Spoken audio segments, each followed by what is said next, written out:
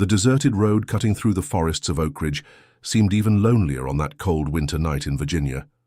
Andrew, his heart in tatters, held his newborn son in his arms, trying to calm both the baby and his own turbulent emotions. Little Michael, wrapped in a worn blue blanket, cried as if he could sense the fate awaiting him. With each step Andrew took, he felt as if he were being torn apart inside. "Forgive me, son," he whispered, the words dissolving in the night's cold breeze. "One day you'll understand that it was to protect you." His eyes, already brimming with tears, contemplated his son's tiny face for the last time. The man looked to both sides of the road, verifying that no one was nearby. The silence was deafening, broken only by the baby's crying and the occasional rustling of leaves stirred by the wind. "It's time," he murmured to himself. Gently, he placed little Michael at the edge of the road. "May the guardians protect you." He backed away with faltering steps, each one more difficult than the last. As he entered the forest, he hid for a moment, watching his son one last time. Tears finally won the battle against his willpower and flowed freely down his tired face. Michael's crying was the only living thing in that darkness. Andrew clenched his fists tightly, digging his nails into his palms until they nearly bled. He was about to go back on his decision when he heard a sound in the vegetation. He immediately became alert. Retreating deeper into the forest, he hid among the shadows. That's when he saw it. An enormous buffalo emerging from the woods, its eyes shining like liquid amber under the moonlight. "It can't be," whispered Andrew, recognizing the animal. Not as a simple forest creature, but as one of the mystical beings from the ancient lineage of guardians. The buffalo, with majestic steps, approached Michael. It sniffed the baby gently, and Andrew watched amazed as the little one stopped crying upon feeling the animal's presence. "He came," murmured Andrew, a mixture of relief and reverence in his voice. "The ancestors sent a guardian." The buffalo lay down beside the baby, offering warmth and protection. Andrew understood the sign. His son wasn't being abandoned to his fate. He was being entrusted to the care of nature itself. "Protect him," Andrew implored in a low voice. "Take him far from danger." With a lighter heart, Andrew walked away, leaving behind his most precious treasure. As he walked through the dark forest, he knew he had done the right thing, however painful it might be. The new dawn would never find his son now. At dawn, the buffalo rose gently, placing Michael on its back with surprising gentleness for an animal of its size. It then began a journey through the dense forest, following trails invisible to ordinary human eyes. For hours, the animal traversed the forest, guided by an ancestral instinct that led it to a specific destination. The baby, miraculously calm, remained safe on its back. When the sun was already high in the sky, the buffalo reached a small clearing. In the center stood a rustic cabin with a thin column of smoke escaping from the chimney. The animal stopped at the edge of the open space, watching attentively. At the cabin door appeared a couple. John, a tall man with broad shoulders and stubble, was the first to notice the buffalo's presence.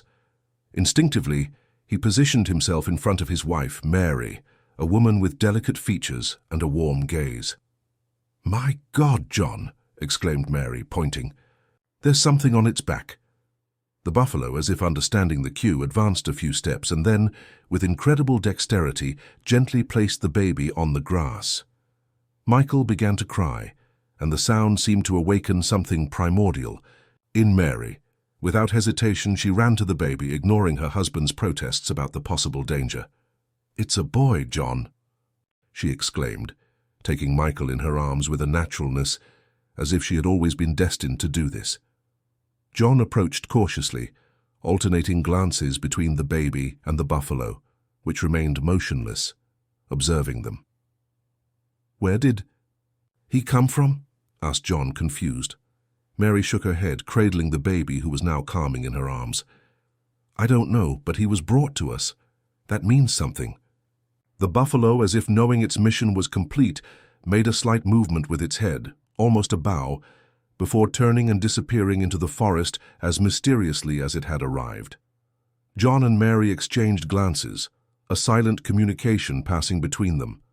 After years of trying to have a child without success, could this be a gift from destiny?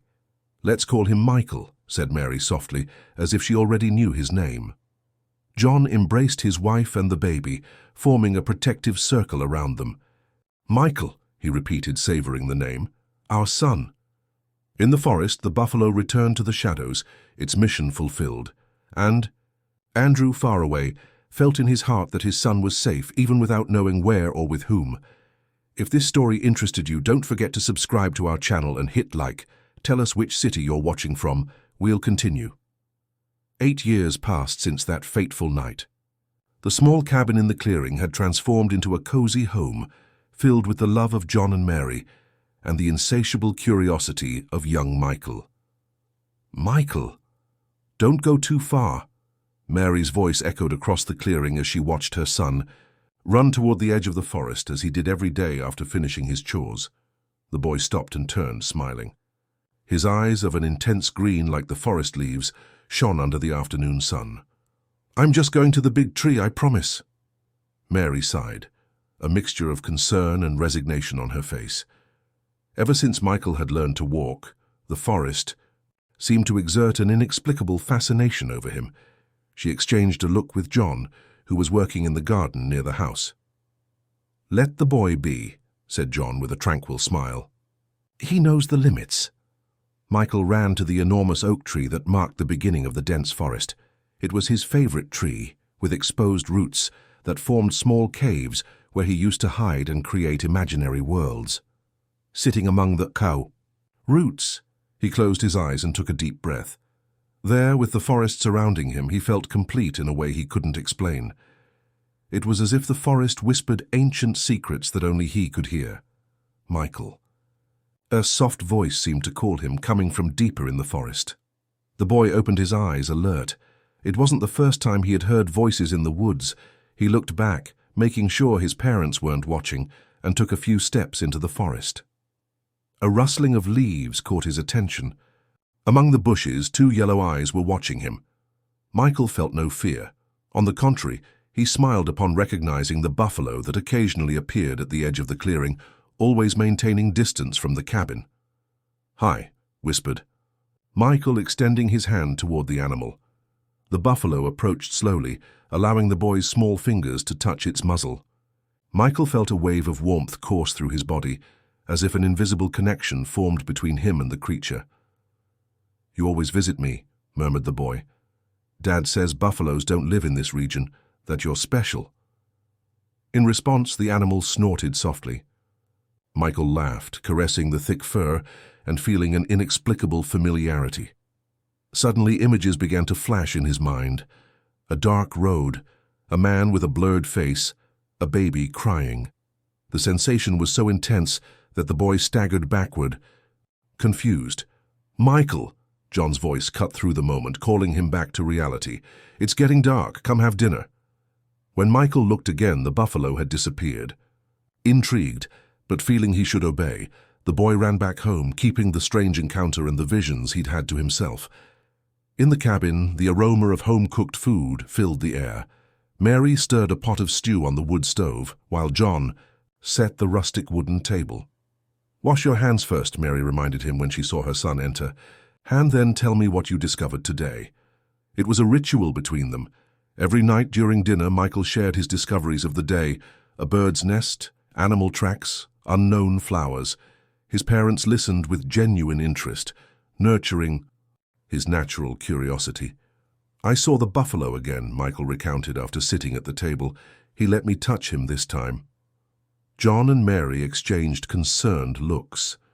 They were well aware of the local stories about the mysterious buffalo that appeared in the region, always preceding important events.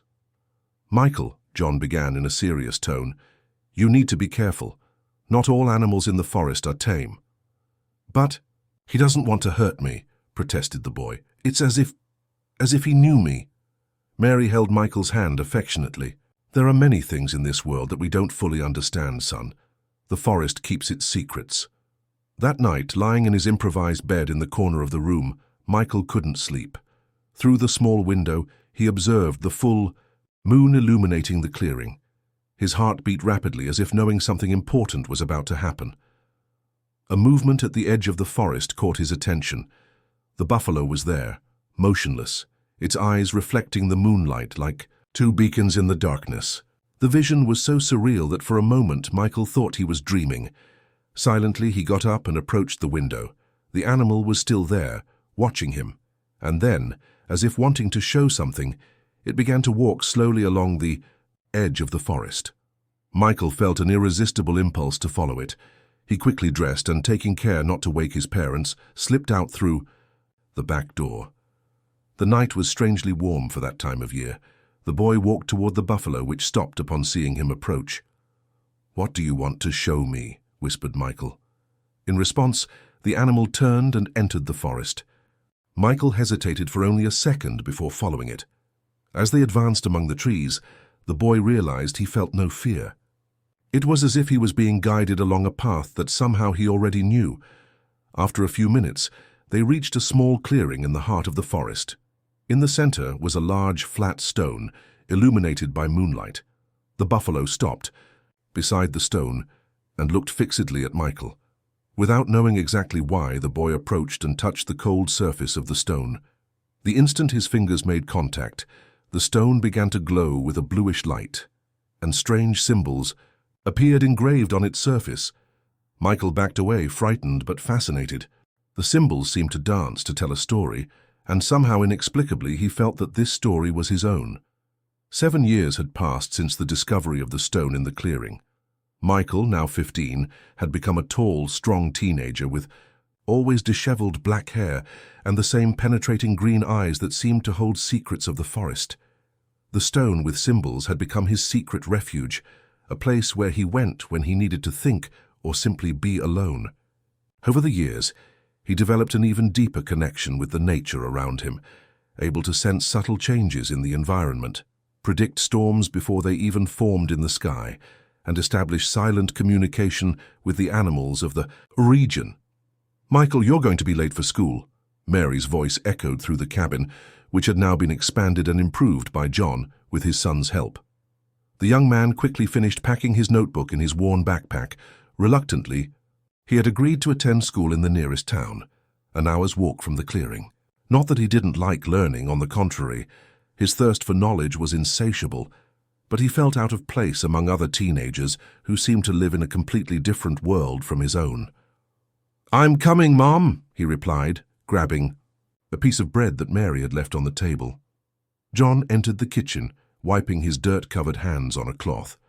"I'll walk with you to the fork today," he said, with a look that admitted no argument. Michael knew the reason for the concern.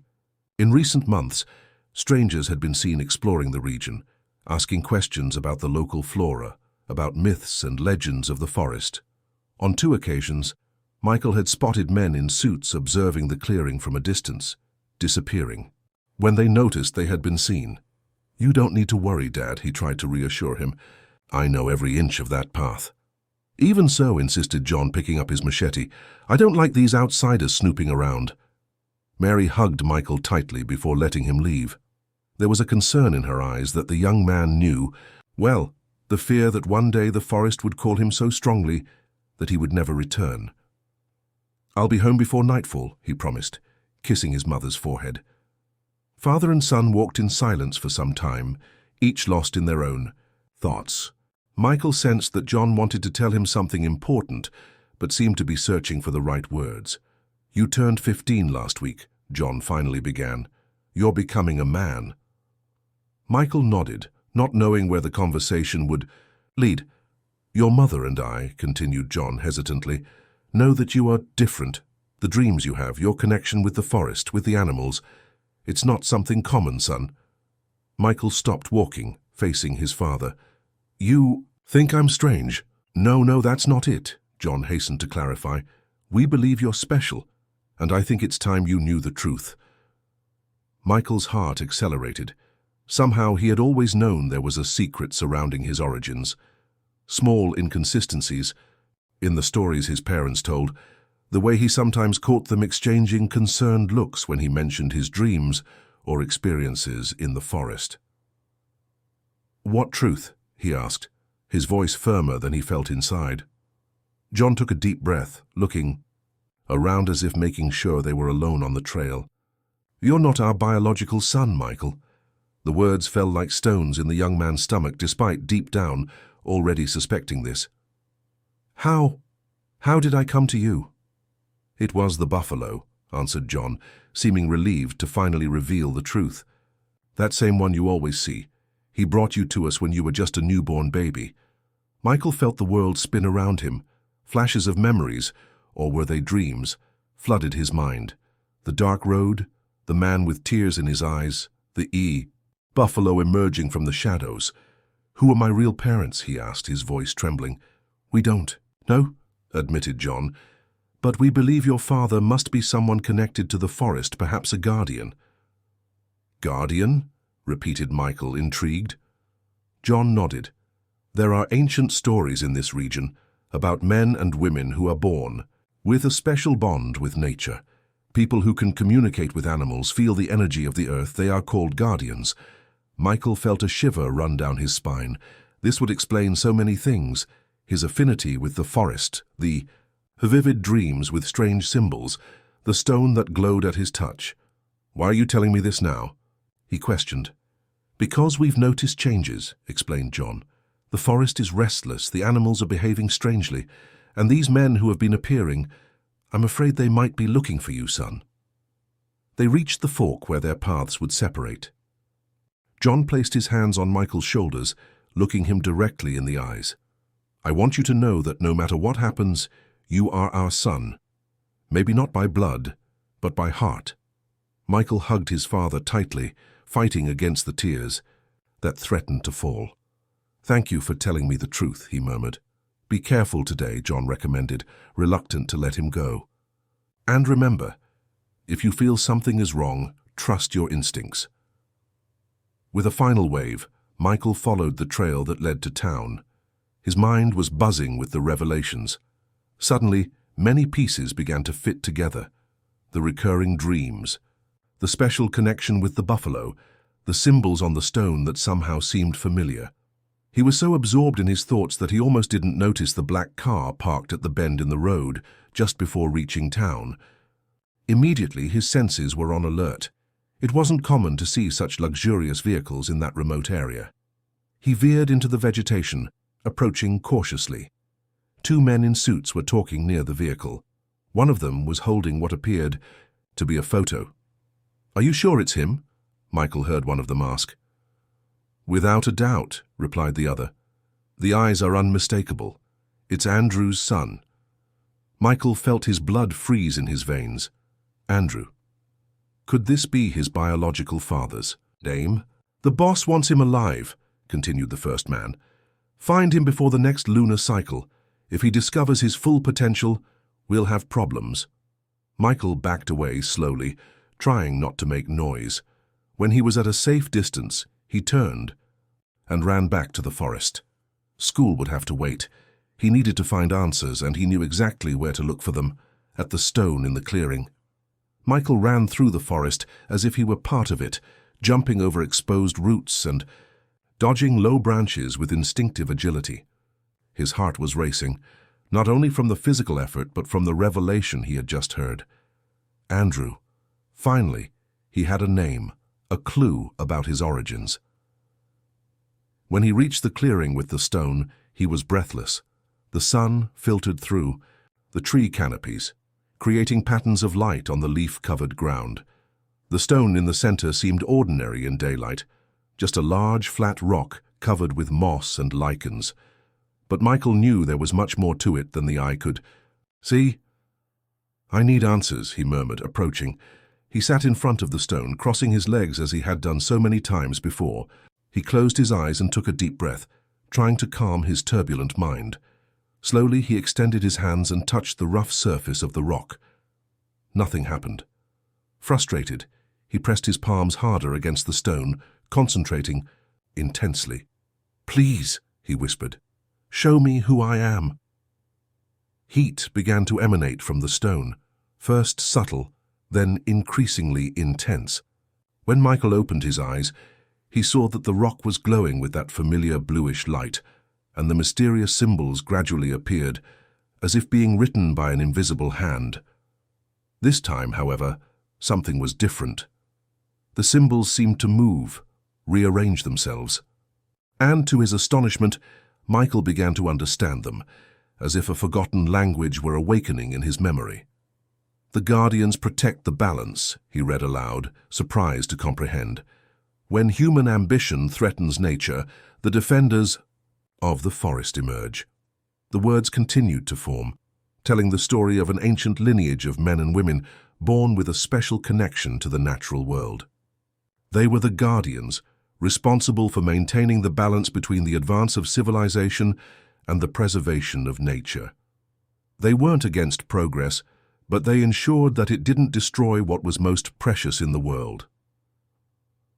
The old narrative spoke of a symbol, a buffalo that appeared to guide the Guardians in times of need.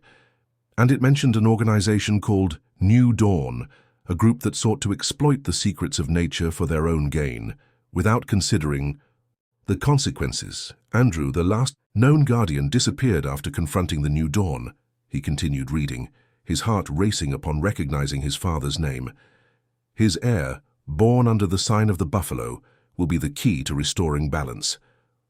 Michael moved away from the stone, stunned by the revelations. He was the heir mentioned, Andrew's son, and now the New Dawn was looking for him. A noise in the vegetation made him turn quickly. For an instant he expected to see the buffalo, but instead a girl of approximately his age emerged from among the trees. She had brown hair tied in a braid and eyes of a deep blue that contrasted with her tanned skin. "Who are you?" asked Michael, instinctively placing himself between the girl and the stone, which still glowed. "My name is Rachel," she replied, showing no surprise at the luminous stone. "I'm from the clan of Guardians, just like you." Michael stared at her with distrust. "How did you find me?" Rachel smiled, a gentle smile that illuminated her face. "The buffalo guided me. He always knows where to find his own." "What do you want from me?" "I came to warn you," she said, becoming serious. "The New Dawn is moving. They know you're awakening to your powers and want to prevent you from completing your training." Michael felt a chill. "My father, Andrew, is he alive?" A shadow of sadness passed over Rachel's face. "We don't know for certain. He disappeared 15 years ago after hiding you, but there are rumors."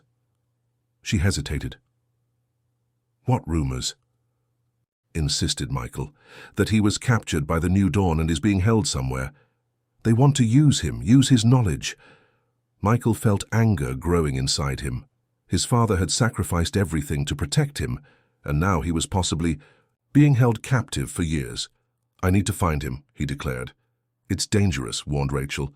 "You haven't completed your training yet. You barely understand your powers." "What powers?" asked Michael, frustrated. "I know I have a connection with nature, that I understand animals, but that doesn't seem very useful against men with guns." Rachel approached, looking at him intensely. "You have much more than you imagine. The Guardians aren't just friends of nature. They can channel the energy of the earth, use it to protect and defend." To demonstrate, Rachel closed her eyes and extended her hand. A small seed in the palm of her hand began to sprout, growing rapidly until it became a small stem with bright green leaves. Michael couldn't find words to express his astonishment. "It's just the beginning," she explained. "A fully trained Guardian can do much more. They can heal wounds, control elements like water and fire, communicate with any living being. And your father, Andrew, was the most powerful of all of us." Michael looked at his own hands, trying to imagine the potential they carried. "And I have these same powers?" "Probably even stronger," confirmed Rachel. "You are Andrew's son, born under a rare conjunction. Your birth was prophesied generations ago." "Prophesied?" Michael felt the weight of responsibility fall on his shoulders. "For what purpose?" "To restore balance," she answered simply. "The world is imbalanced, Michael. Nature is suffering, and the New Dawn wants to accelerate this process, wants to control natural forces for their own benefit." A distant sound of engines interrupted the conversation. Rachel looked alarmed in the direction of the noise. "They're approaching," she said urgently. "We need to go."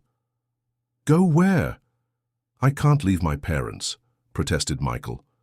"Your adoptive parents are in danger as long as you remain here," explained. "Rachel, the best thing you can do for them now is to leave. Come with me to the Sanctuary of the Guardians, where you can train and learn to control your powers." Michael hesitated, torn between the desire to protect John and Mary and the need to discover more about his true destiny. "What if they go after my parents when they realize I've fled?" he asked, concerned. "They won't," Rachel assured him. "They're only interested in you and what you represent, but we need to act quickly." The sound of engines intensified. Michael could feel the vibration in the forest floor and hear distant voices of men shouting orders. He looked one last time at the stone, whose light was beginning to fade. He made his decision. "I'll get some things from home and leave a note for my parents," he said. "Meet me at the big oak tree north of the pyre." "Clearing in an hour." Rachel nodded. "I'll be waiting, and Michael," she touched his arm gently, "I know it's a lot to absorb at once, but you're not alone in this journey." He tried to smile despite the whirlwind of emotions consuming him. "Thank you." As he ran back home, Michael felt that he was leaving behind not just the place where he grew up, but also a part of himself. He was about to embark on a journey that would change his life forever. If this story interested you, don't forget to subscribe to our channel and hit like. Tell us which city you're watching from. We'll continue. The farewell to John and Mary was more difficult than Michael had imagined. When he arrived home, breathless and with a heavy heart, he found them in the kitchen with concerned expressions. "You didn't go to school," observed Mary, quickly approaching to check if he was all right.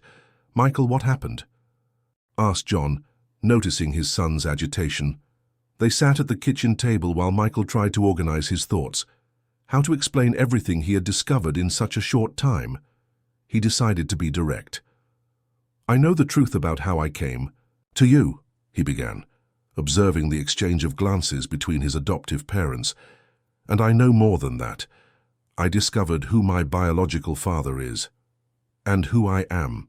He told them about Andrew, about the Guardians, about his own nature and the powers he was just beginning to understand. He spoke about the new dawn and the danger that was approaching. Throughout the story, John and Mary listened in silence, their expressions changing from concern to a resigned acceptance. "Somehow we always knew this day would come," Mary finally said, holding Michael's hand. "Ever since the first time we saw you communicate with the forest animals." John nodded. "Your connection with nature has always been special, son. We tried to protect you as much as we could, but it seems your destiny is calling you." "I need to go," said Michael, his voice choked with emotion. "I need to find my biological father and fully understand who I am, and—" He hesitated. "I need to keep you safe. These men, the New Dawn, they wouldn't hesitate to hurt you to get to me." "Where are you going?" asked Mary, silent tears running down her face. "To a place called the Sanctuary of the Guardians. Her girl, Rachel, she's like me. She's going to show me the way." John got up and went to an old chest in the corner of the room. He opened it and took out a package wrapped in aged leather. "When the buffalo brought you to us," he explained, returning to the table, "this package was with you. I never opened it out of respect. I thought it belonged to you and that one day you should receive it." Michael took the package with trembling hands. He carefully untied the leather strings that kept it closed and unfolded the wrapper. Inside, he found a necklace with a buffalo pendant carved in dark wood and a small leather-bound book, its pages yellowed by time. "Thank you for keeping this for me," he said, emotion making it difficult to speak. "And thank you for everything. For loving me, for taking care of me." Mary hugged him tightly. "You will always be our son," she whispered. "No matter what happens, no matter where you are, this will always be your home." An hour later, with a backpack containing some changes of clothes, food, the necklace, and the book, Michael met Rachel at the big oak tree. She wasn't alone. The buffalo was by her side, majestic as always, its amber eyes fixed on Michael. "He will guide us," explained Rachel. "The path to the sanctuary is protected by ancient magic. It can only be found by those who are led by a guardian or by an animal guide. Michael put on the necklace he had found in the package. The buffalo pendant felt warm against his skin, as if it contained an energy of its own. "I'm ready," he declared, looking one last time in the direction of the cabin where he had grown up. They began the journey at dusk, entering parts of the forest that Michael had never explored before. The buffalo led the way with silent determination, choosing trails invisible to untrained eyes. With each step they took, Michael felt the forest change around him. The trees seemed older, the air more charged with mystery, the sounds more distinct and meaningful. "It's as if we're entering another world," he commented. Rachel smiled. "In a way we are. The sanctuary exists on a plane slightly different from what most people know. It's a place where the magic of nature is stronger, purer." They walked for hours, stopping only to drink water and rest briefly. As night advanced, the forest became denser, and the sky above was obscured by the canopy of trees.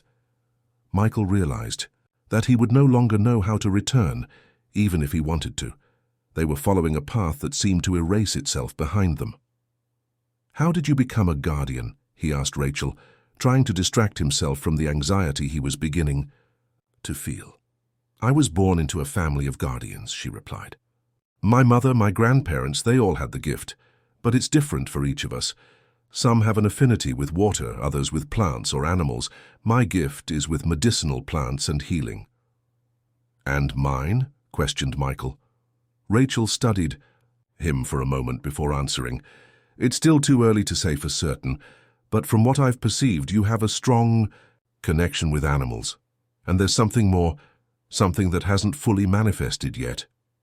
Dawn was already advanced when they reached a waterfall hidden among moss-covered rocks. The water fell from a considerable height, forming a silver curtain under the moonlight. The buffalo stopped in front of the waterfall and looked fixedly at Michael. Somehow he understood what he should do. He approached the waterfall and, to his surprise, saw that there was a narrow space behind the curtain of water, a hidden passage. "It's here," confirmed Rachel. "Let's go." They passed behind the waterfall, feeling the cold mist on their faces. A natural tunnel opened in the rocks, illuminated by a strange luminescent moss that grew on the walls, emitting a bluish glow. They walked through the tunnel for a few minutes until it opened into a wide, verdant valley surrounded by steep mountains. Michael stopped, marveling at the vision. The valley was an oasis of exuberant life, with enormous trees, flowers of all colors, and small crystalline streams that meandered across the terrain. In the center rose an impressive structure made of stone and wood, perfectly integrated into the surrounding landscape. "Welcome to the sanctuary of the Guardians," said Rachel, observing Michael's expression of amazement.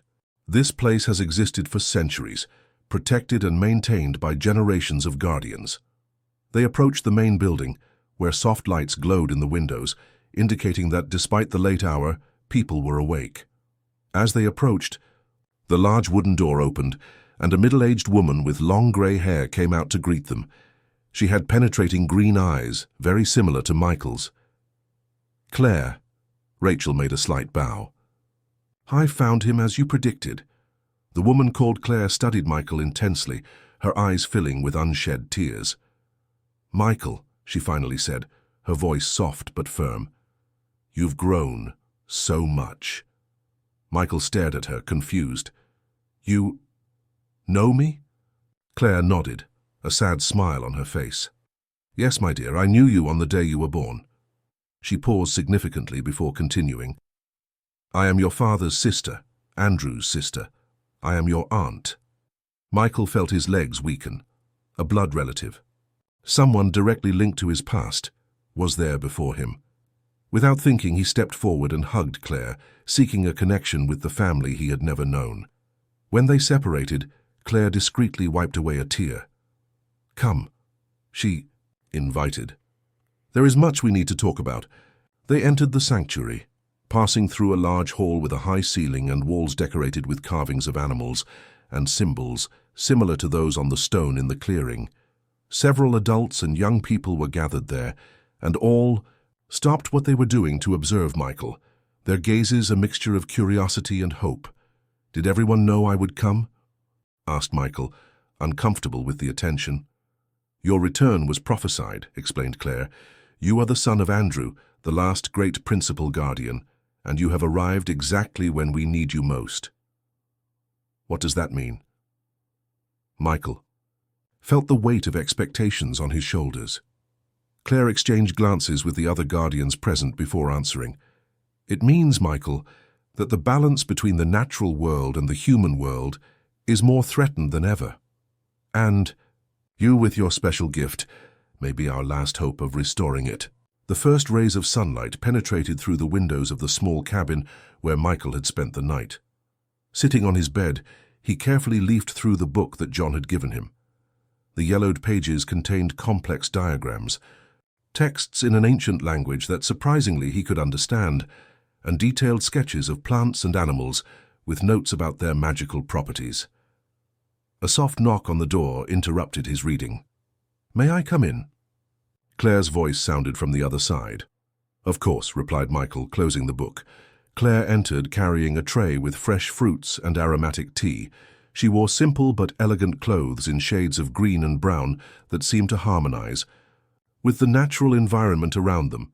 "How did you sleep?" she asked, placing the tray on a wooden table. "Well, considering everything," replied Michael. "This book, was it my father's?" Claire sat beside him, touching the leather cover of the book with reverence. "Yes, Andrew wrote it over the years, recording his knowledge, his discoveries about the Guardian's power. He must have left it with you when—" Her voice faltered. "When he abandoned me," completed Michael, a hint of bitterness in his voice. Claire shook her head, her green eyes so much like his, full of sadness. "It wasn't abandonment, Michael. It was the greatest act of love he could demonstrate. Andrew knew that the new dawn would come after him, and later after you. He left you with people who could protect you until you were strong enough to understand your destiny." Michael absorbed those words, trying to reconcile the resentment he felt with this new perspective. "Is he still alive?" he finally asked. Claire hesitated.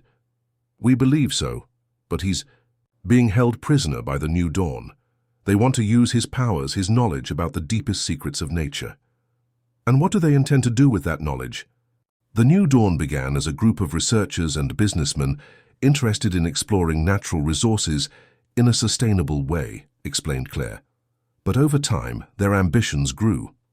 Now, they want to control the forces of nature for their own gain, manipulate the climate, alter properties of plants to create exclusive medicines, dominate communication with animals for military purposes. Michael felt a shiver imagining such powers in the wrong hands.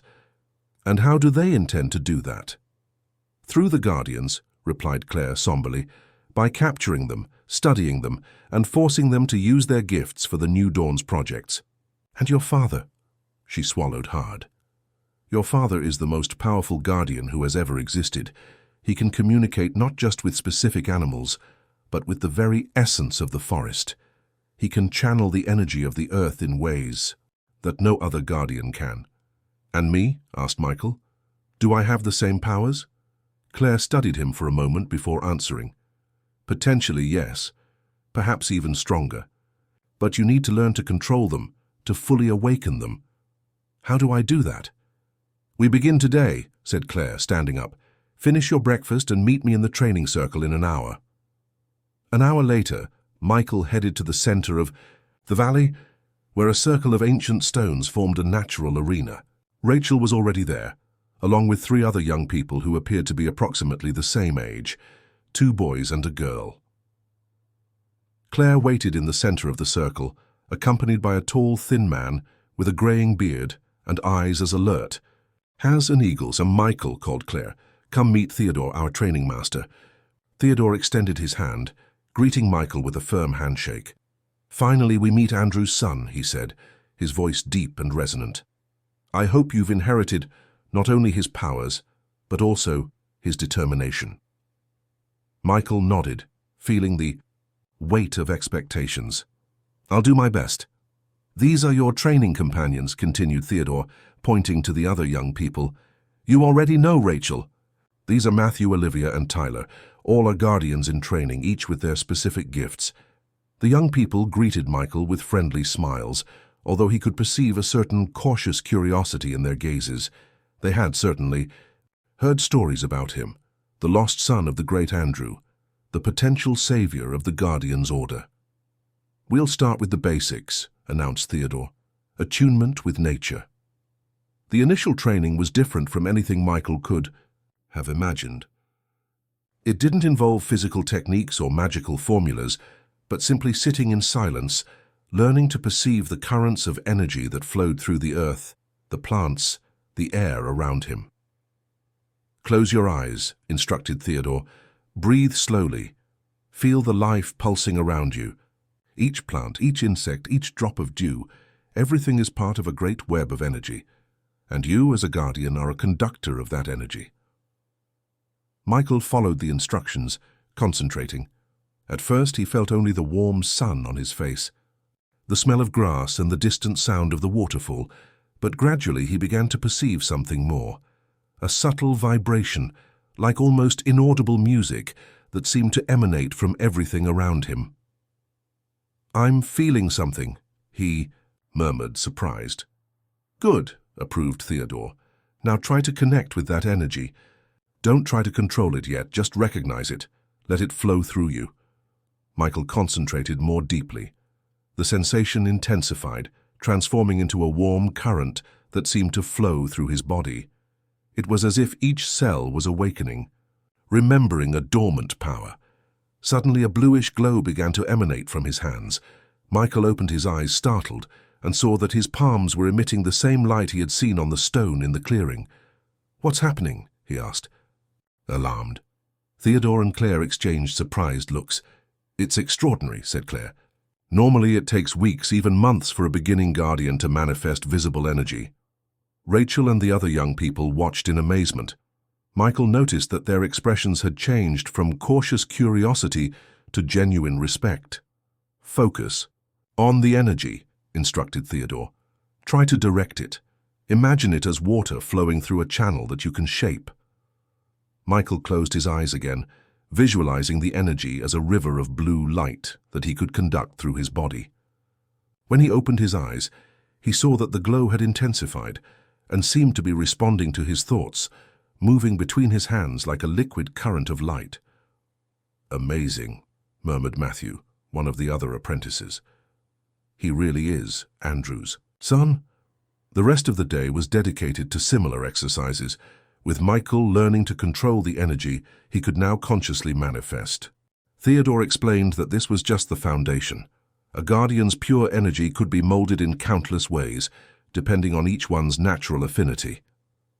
By evening, exhausted but exhilarated with his progress, Michael was walking back to the cabins with Rachel. "You were impressive today," she commented. "I've never seen anyone progress so quickly." "It feels like I already know this somehow," replied Michael, "as if my body remembers something that my mind has forgotten." "It's the heritage of your blood," explained Rachel. "Guardians are born with the gift, but it usually takes years to develop it completely." They stopped near a small lake, where the sunset reflected in the crystalline water, creating a spectacle of golden and orange colors. "My father," began Michael hesitantly. "What was he like?" Rachel smiled. "I was very young when he disappeared, but my parents spoke of him with great admiration. Andrew was kind, wise, but also determined. When he protected the forest, he was relentless against those who wanted to destroy it. They say that once he single-handedly prevented the deforestation of an entire area just by making the forest respond. The trees became so densely interwoven that the machines couldn't advance." Michael tried to imagine his father performing such a feat. "And how did he meet my mother?" A shadow passed over Rachel's face. "That is complicated." "What do you mean?" Rachel hesitated. "Perhaps it's better if Claire tells you that part of the story." Before Michael could insist, an alarm echoed through the valley, a deep sound, like the toll of a great bell. "What is that?" he asked. Alarmed, Rachel's face paled. It's the invasion alarm. Someone has crossed the sanctuary's protection barriers. They ran back to the center of the valley, where the Guardians were quickly gathering. Claire and Theodore were organizing groups, urgently distributing instructions. "The New Dawn has found us," explained Theodore when Michael and Rachel approached. "They're at the waterfall entrance." "How?" asked Rachel, incredulous. "The barriers should be impenetrable to anyone who isn't a Guardian or isn't accompanied by one." "They have advanced technology," replied Claire somberly. "And worse, we believe they're using a captured Guardian to help them break our defenses." Michael felt a tightness in his chest. "My father?" Claire shook her head. "We don't know, but it's possible." "What do we do?" asked Michael, feeling energy pulse in his veins, responding to his growing anxiety. Claire placed her hands on his shoulders, looking him directly in the eyes. "You stay here protected. You're not ready to face them yet. But if they're using my father—" "That's exactly why you can't risk yourself," interrupted Claire firmly. "If they capture you too, they'll have exactly what they want." Michael wanted to protest, but he knew she was right. He still didn't master his powers enough to be useful in a confrontation, and he could end up being more of a burden than a help. "Promise you'll stay here," insisted Claire. "I promise," replied Michael reluctantly. As he watched the Guardians organize themselves to defend the sanctuary, Michael felt a determination growing inside him. He was tired of being protected, of being kept in ignorance. It was time to discover the complete truth about his past, about his parents, about the destiny that seemed inevitably tied to his name. And if that meant facing the New Dawn, then he was ready for the challenge, even if he had to break his promise. Michael waited just long enough for Claire and the other Guardians to move away before making his decision. He couldn't stand by while everyone risked their lives, especially if his father was somehow involved. He ran to his cabin and grabbed his father's book, storing it in a small backpack along with the buffalo necklace. If he was going to disobey Claire's orders, he would at least take with him the only connections he had to Andrew. When he was about to leave, Rachel appeared at the door, breathless. "I knew you'd try something like this," she said, crossing her arms. Michael faced her, determined. "I can't stay hidden here if my father is there." "I know," interrupted Rachel, surprising him. "That's why I came. Not to stop you, but to go with you." "Why?" "Because you wouldn't survive 5 minutes out there alone," she replied with a half smile. "You still don't know all the paths, nor do you know how to fully use your powers." Michael hesitated for only a moment. "Thank you." "Don't. Thank me yet," warned Rachel. "Claire will make us pay for this later. But now let's go. We need to use an alternative path." They left the cabin, and instead of heading to the main entrance of the sanctuary, where the battle was already beginning to unfold, Rachel guided Michael along an almost invisible trail that wound between rocks and dense vegetation. "It's an ancient path," she explained in a low voice. "Few know about it. It will take us to the opposite side of the waterfall where we can observe without being seen." They walked quickly, crouching when they heard voices or saw flashes of light between the trees, signs of the confrontation, unfolding at the main entrance. As they got closer, Michael could feel the energy in the air, dense and electric, the result of powers being used by the Guardians. Finally, they reached a rocky formation that offered a privileged view of the waterfall entrance. The scene was chaotic. Men dressed in black New Dawn uniforms were advancing, equipped with technological devices that seemed to partially neutralize the Guardians' powers. Claire, Theodore, and the others were bravely resisting, using their gifts to create natural barriers and repel the invaders. "They're outnumbered," observed Rachel, concerned. "Many Guardians are on missions across the country. We weren't expecting an attack on the sanctuary." Michael was watching attentively, looking for any sign of his father among the invaders. It was then that he noticed a different figure, more removed from the main combat, a man in a wheelchair surrounded by armed guards. Even at a distance, there was something familiar about him, something that made his heart race. "That man," he pointed, his voice trembling. "Who is he?" Rachel followed his gaze and gasped. "It can't be! It's Andrew, your father!" Michael felt as if the world had stopped. There he was, the man who had abandoned him at the edge of a road, who had entrusted him to the care of a mysterious buffalo, who now seemed to be used as a tool against his own people. I need to talk to him, he decided, beginning to move. Rachel held him by the arm. It's a trap, Michael. They brought him here on purpose. They know you're in the sanctuary. I don't care, he replied, pulling his arm free. I've waited 15 years for this moment. Before Rachel could stop him again, Michael slipped down the rocky slope, keeping to the shadows as he approached the location where his father was. He could have used his new powers to create a distraction, but he still didn't fully trust his ability to control them. As he got closer, he could better see Andrew's condition. His father looked much older than his years should suggest, his face marked by scars and his eyes, the same green eyes that Michael had inherited, opaque and distant, as if he were mentally absent. What have they done to him? He murmured, to himself, feeling a growing anger. One of the guards moved away momentarily, creating an opening. Michael seized the opportunity and moved quickly, hiding behind a large rock just a few meters from where Andrew was. It was then that he heard a voice that made his blood freeze. The sun has finally appeared, someone said, in an almost amused tone. Exactly as we predicted. Michael turned abruptly and found himself face to face with a tall, elegant man with perfectly combed grey hair and eyes as cold as ice. He wore an impeccable suit and displayed a calculating smile that didn't reach his eyes. You must be Victor Meadows, said Michael, recognizing the name that Claire had mentioned, the founder and leader of the New Dawn. And you are Michael, replied the man, slightly inclining his head. The prodigy son. Finally we meet. Michael took a step back, his mind frantically working, evaluating his options. Where was Rachel? Had she also been captured?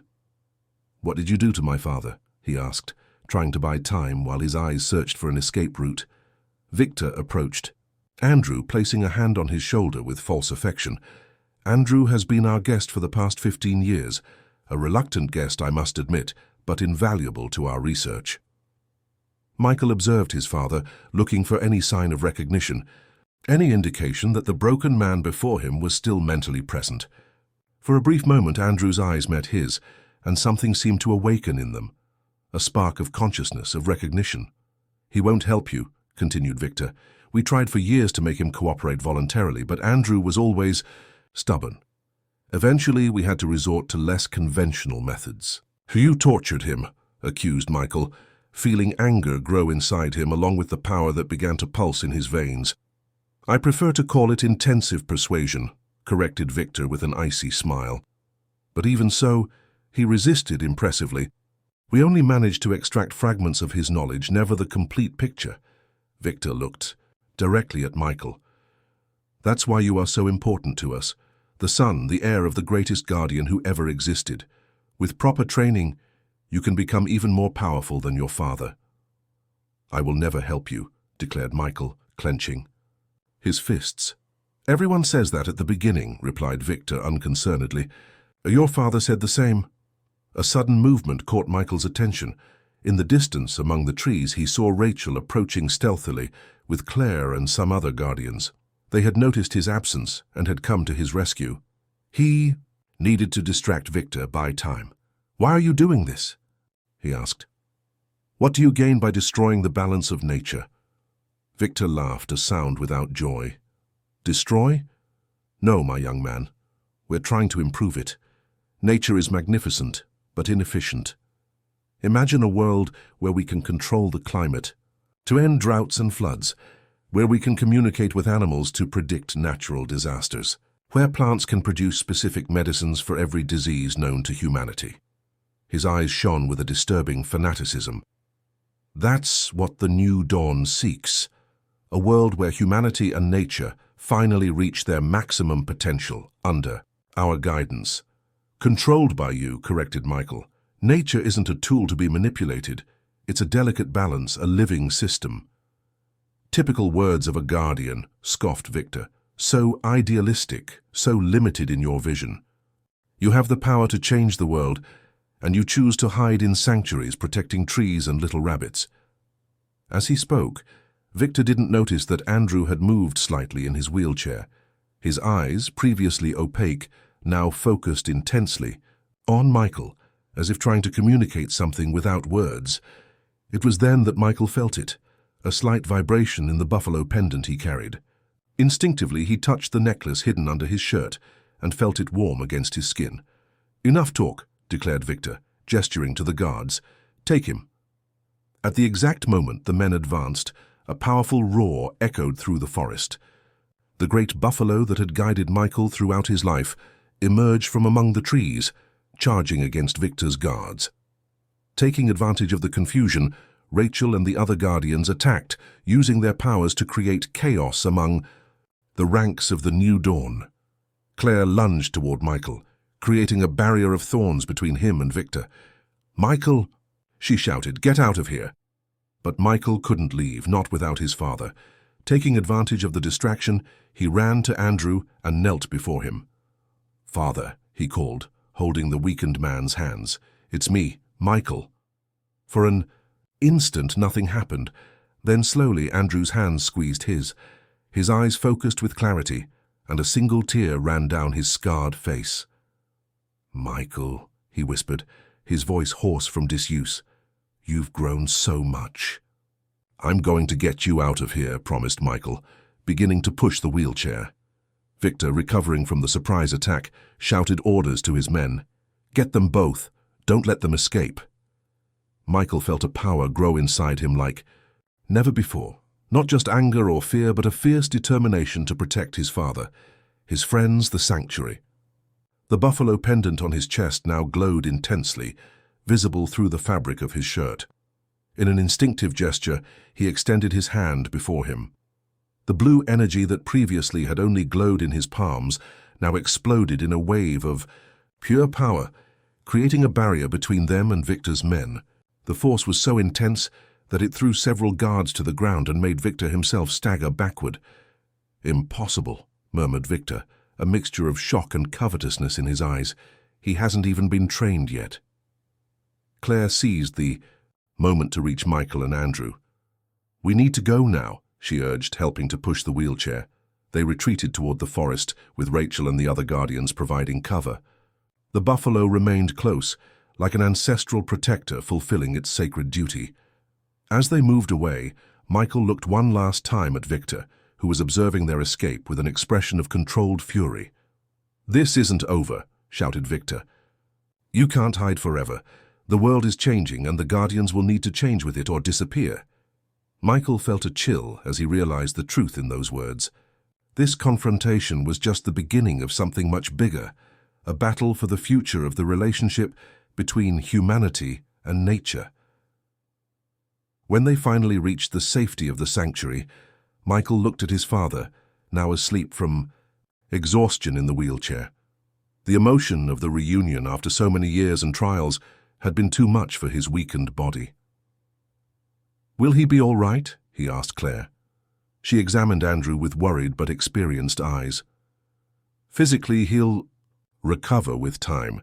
They kept him alive because they needed him.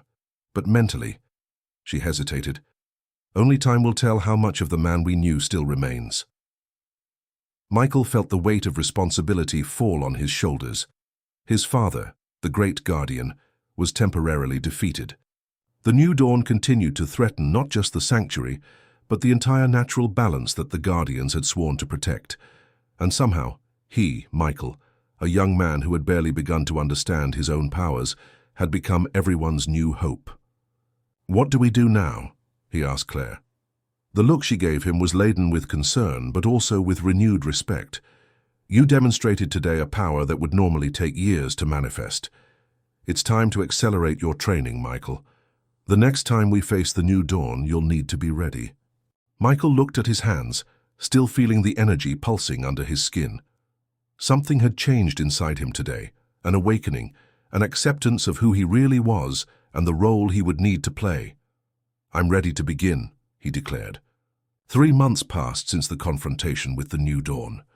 The sanctuary had reinforced its defenses, summoning guardians from all corners of the country to strengthen the protection of the sacred place.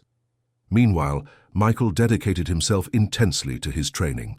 The sun had barely risen when he was already in the stone circle. His eyes closed in deep concentration. Around him, the air shimmered with bluish energy that emanated from his body and formed complex patterns, almost like a dance of light and power. "Impressive," commented Theodore, observing closely. "In just 3 months you've mastered techniques that most guardians take years to perfect." Michael opened his eyes, allowing the energy to gradually dissipate. "It's still not enough," he replied, wiping sweat from his forehead. "Victor is planning something big. I can feel it." Since Andrew's rescue, the New Dawn had intensified its activities. Reports from guardians in the field indicated that the organization was acquiring large extensions of land in preservation areas and hiring renowned scientists in biotechnology and genetic engineering. "We can't defeat them with power alone," warned Theodore. "We need strategy, intelligence. And we need my father recovered," added Michael, looking toward the cabin where Andrew was housed. Andrew's recovery had been slow and painful. 15. Years of captivity in the hands of the New Dawn had left deep marks, both physical and psychological. Under the care of Claire and the Sanctuary's healers, he gradually regained his strength, but his mind remained fragmented. Moments of lucidity alternated with periods of confusion and nightmares. "Go see him," suggested Theodore. "Your presence always calms him." Michael nodded and headed to the cabin. On the way, he met Rachel, who had become his constant training companion and closest friend. "How is he today?" he asked. "Better," replied Rachel. "He managed to eat breakfast by himself and even asked to see some old maps of the sanctuary. Claire is with him now." They entered the cabin together, where they found Andrew sitting near the window, examining yellowed scrolls with Claire at his side. Upon Michael's entrance, he raised his eyes and smiled, a weak smile, but genuine. "My son," he greeted, extending his hand. Michael approached and took his father's hand in his. It was still strange for him. This man was simultaneously a stranger and the person with whom he shared the deepest bond. "How are you feeling today?" he asked. "Clearer," replied Andrew, pointing to his own head. "The fog is lifting. I remembered something important this morning." Claire and Rachel exchanged hopeful glances. Any fragment of memory recovered by Andrew could be valuable. "What did you remember?" encouraged Michael. Andrew pointed to one of the maps. "Project Genesis, that's what they call it. Victor had been planning this for years, even before capturing me. That's why he needed the Guardian's knowledge so badly." "What is this project?" asked Claire, leaning forward with interest. "A network." Andrew hesitated, rubbing his temple as if trying to organize scattered thoughts. "A network of transmitters, positioned at key energy points of the Earth, sacred places where the life force is most intense." "For what purpose?" questioned Michael. "To control. No, to influence global weather patterns, to subtly alter the behavior of plants, animals." Andrew closed his eyes, concentrating. "And eventually, people too." A heavy silence fell over the group. "That would be catastrophic," murmured Claire. "Interfering with the natural energy flows in this way would cause unpredictable imbalances." "Exactly what I tried to explain to Victor years ago," agreed Andrew. "But he sees only the potential for power and control. He genuinely believes he's saving the world in his own distorted way." "How close is he to realizing this?" "Plan?" asked Michael. "He has already begun," replied Andrew, pointing again to the map. "Here, here, and here, 3 transmitters are already active. Only 2 more are needed for the network to be complete. And then the world, as we know it, will change forever," replied Andrew gravely. "Victor will be able to alter weather patterns, manipulate crops, influence animal migrations. At first, he'll use this power for apparently good purposes, ending droughts, increasing agricultural production. But eventually, power corrupts," completed Claire, "and few resist the temptation to use it more and more." Michael studied the map, identifying the marked locations. "We need to stop him, destroy the transmitters already installed, and prevent him from completing the network." "It won't be easy," warned Andrew. "Each transmitter is heavily guarded, and Victor now knows what you're capable of. He'll be prepared." "I won't go alone," declared Michael, looking at Rachel and then at Claire. We are guardians. Protecting the natural balance is our mission. Andrew observed his son with a mixture of pride and concern. You look so much like your mother, he commented softly. She also had that unwavering determination. Michael felt a tightness in his chest. It was the first time Andrew had spontaneously mentioned his mother. You never told me about her. Andrew briefly closed his eyes as if gathering courage. Her name was Helen. She was a brilliant scientist who worked for the New Dawn in the beginning, when it was still just a legitimate research institute. That's how we met. A sad smile appeared on his face. She wasn't a guardian by birth, but she shared our philosophy, our respect for nature. When she discovered Victor's true plans, she tried to sabotage them from within. What happened to her? Asked Michael, although he feared the answer. She was discovered, continued Andrew, his voice choked with emotion. We were planning to escape together. She was pregnant with you at the time. But on the night we were supposed to leave, Victor discovered everything.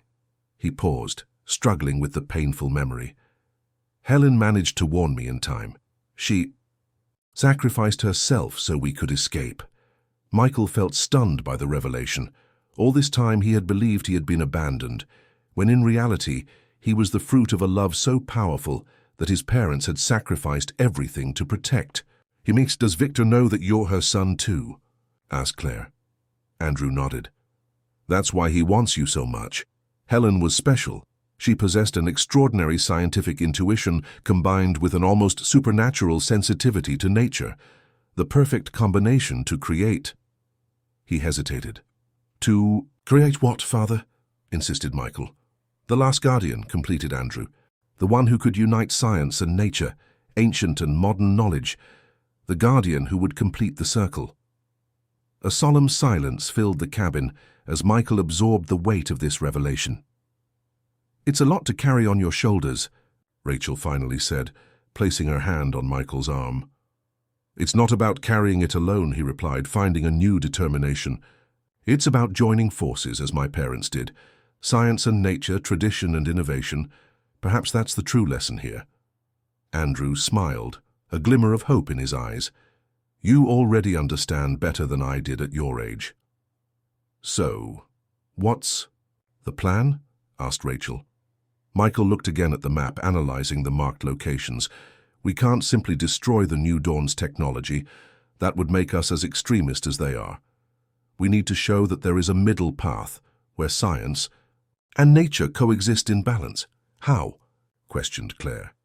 By modifying the transmitters, suggested Michael, an idea forming in his mind. Father, you understand their technology. You know the principles behind it, and we understand the natural energy currents of the Earth. What if instead of destroying we transformed? Andrew leaned forward, intrigued. Transform into what? Into a network of harmony, not control, explained Michael, enthusiastic about the possibility. Something that amplifies the Earth's natural healing processes without artificially manipulating them. A light of understanding lit up in Andrew's eyes. It would be possible, theoretically, but we would need to access all transmitters simultaneously, reprogram them. And we would be facing the full force of the New Dawn, reminded Claire. They won't surrender their project without a fight. Then we'll fight, declared Michael. Not with anger or vengeance, but with determination and purpose, like true guardians. In the following weeks, the sanctuary transformed into a strategic planning center. Guardians of all ages worked alongside Andrew, combining ancient knowledge with modern scientific principles. Michael led the efforts, surprising everyone with his ability to unite people with different perspectives around a common goal. On the eve of the mission, Michael met with his father in the central clearing of the sanctuary. The moonlight bathed the place with a silver light, creating an almost magical environment. I'm me. Proud of you, said Andrew, now able to walk with the help of a cane. Not just for the powers you've developed, but for the person you've become. I had good examples, replied Michael. John and Mary taught me about unconditional love, and you and my mother, even without being present, gave me a legacy of courage. Andrew smiled, moved. Tomorrow we'll face the greatest challenge of the Guardians in generations. Are you ready?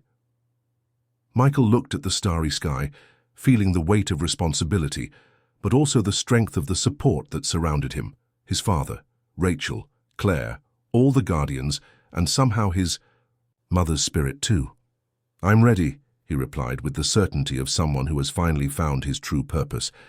Not to fight against the future, but to help shape it in harmony with the past. The next morning, when the first rays of sun touched the sanctuary, the guardians departed in small groups, each with a specific destination. The 5 locations where Project Genesis transmitters were positioned. Michael led the main group, accompanied by Rachel, Claire, and his father. Their destination was the central transmitter, located in the heart of Blue Ridge Mountains, where Victor would certainly be personally supervising the final phase of the project. As they walked through the forest, Michael felt the familiar presence of the great buffalo, which followed them at a distance as it had always done in crucial moments of his life. He smiled as he realized that the cycle was completing itself. The guardian who had protected him as a baby now accompanied him on his journey as a protector.